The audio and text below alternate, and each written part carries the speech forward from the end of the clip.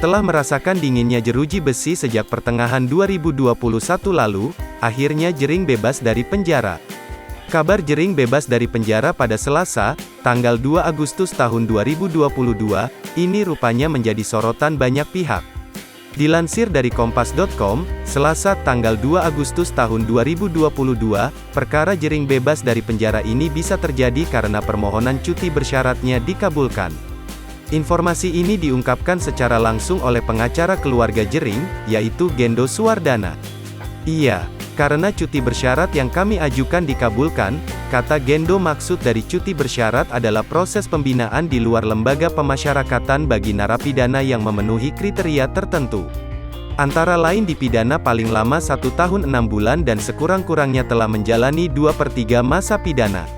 Sebelumnya, Jering divonis 1 tahun penjara dan denda 25 juta rupiah subsidi 1 bulan kurungan karena terbukti melakukan ancaman berisi kekerasan terhadap Adam Denny. Dipantau Grid ID dari akun Instagram milik Jering di @tru_jrx, Selasa, tanggal 2 Agustus tahun 2022, anggota SID ini langsung mengekspresikan kebahagiaannya dengan mengunggah potret bersama sang istri, Nora Alexandra. Dalam potret tersebut, Jering yang mengenakan kaos singlet terlihat menatap lurus ke depan sambil memeluk Nora. Sedangkan Nora sendiri yang tampil cukup seksi melihat ke arah kamera.